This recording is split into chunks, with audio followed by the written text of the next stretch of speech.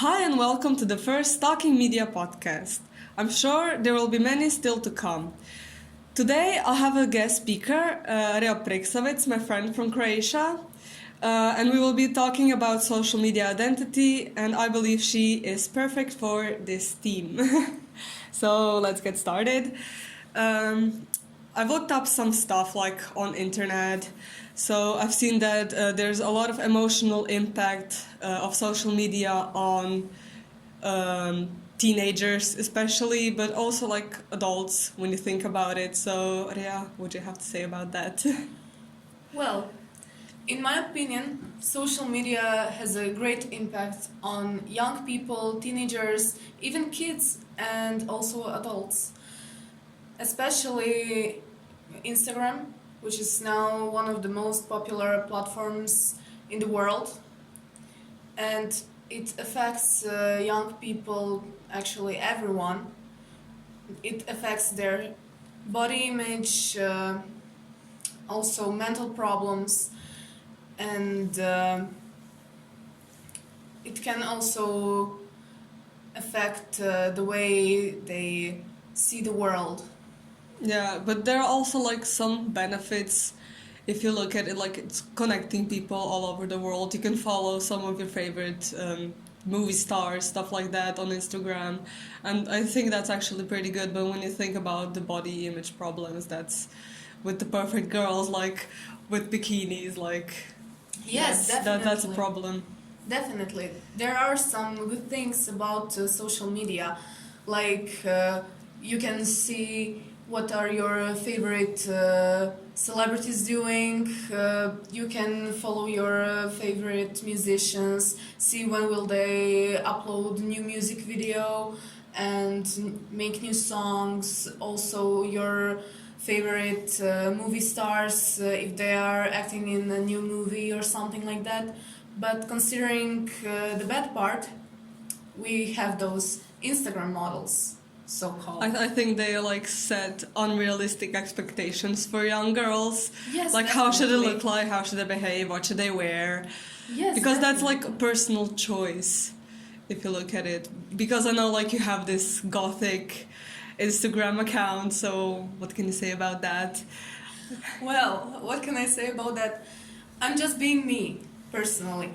I am not influenced by other people on Instagram. Of course, we all have someone we look up to, but for me personally, I look up to my favorite musicians, my favorite bands like Bauhaus or Sisters of Mercy, Typo Negative. Considering the fashion, it's also something much different than that typical Insta model, as so to say it, you know. Yeah, but also like you gather like a lot of followers and like you've met them and they have like the same sense of fashion as you. They're basically like you from another country. You can like Yes. connect like on that way. Yes, you can connect with people who have similar or same interests as you, and that's great. That's amazing. But the problem is when people want to be like you. I've met, well, not in person, but on Instagram. I've met girls who are telling me that they look up to me and they want to be like me, and in in one hand that's really nice. It's really Yeah, sweet. you can set a good example. Yes, but then also it's not that good because if they are trying to be someone else, they don't get to express themselves in a way that they should be expressing themselves. Like for example, if there is a younger goth girl who would look up to me and she wants to, for example, be exactly like me, I would feel honored, but at the same time, I would feel bad because I want her to be herself, you know? I don't want her to be me because everyone is special in their own way and they should appreciate that and work on that to be their own person, you know, not to be someone else. Yeah, but that's like just at a young age because when they grow up, they will start like being on their following their own example. So that's like I when I was little, I looked up to, I don't know, Zoe 101, and I wanted to be like exactly like her. But then I realized, oh wait, I have actually like a pretty good personality myself, and I embraced it. And I think like a lot of young girls will also do that in the future. Yes, definitely. But also there are some girls who don't do that, and boys as well. Not only girls. Yeah. Boys, they are also influenced by social media, but we are always focused on the girls, never on the boys, which is also a problem in my opinion, because we are No, that's living in true. this world where everyone is talking about feminism and how we should appreciate to women. But then again, what about the guys? They also have their problems. I've True. met a lot of guys who have problems with depression, also eating disorders, which is a big problem, but that kind of things are always connected to the girls, always to the feminine side, never to the masculine side, which is a problem if you ask me. Of course it is, yeah. Because when you look like, for example, like Instagram models, you'll find more girl models than male models, Definitely. which I don't believe is a good thing. But there's also social media is also being represented as a threat. For example, we had like the Momo Japanese thing that like led a lot of young kids to suicide, which is a bad influence for young people, because I know from my nieces, like they always like look up stuff like on YouTube and stuff like that. And my sister was like really afraid that they won't come across that, and that the mom will be like, oh, like commit suicide. I mean, they don't speak English, but yet still. Yes, of course. There is a lot of bad things on the internet, like Momo, like the Blue Whale challenge that existed. I don't know about that one. It's a challenge that I think a guy from Russia made it, also leading young people to suicide Jesus. by doing extreme things. I think there's also a movie that represented that, but I don't remember the name. Well, that challenge would make young people do really very, very risky things, like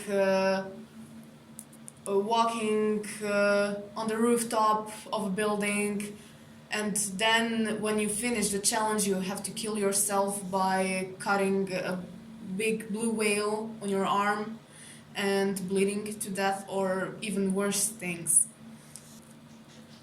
What about you putting your artwork on your platform? Like, do you think like maybe there's a danger someone might copy it and steal it as their own work? Or do you have like some sort of a visual badge, like a logo or something to represent you? I personally don't have a logo, but that would be a really good thing, because I've seen a lot of people copying other artworks from someone else. Also, I've had experience with having someone else copying my work, which in one hand it's really honoring because I know that my art is good, but then on the other hand it's a bad thing because someone is basically stealing your artwork and representing it as their own. So it's debatable. But that's like a matter of creativity. If they can't come up with their own work, why copy it from someone else? I mean, I get that you want to grow as an artist and you have to practice, but like stealing someone else's work is just wrong.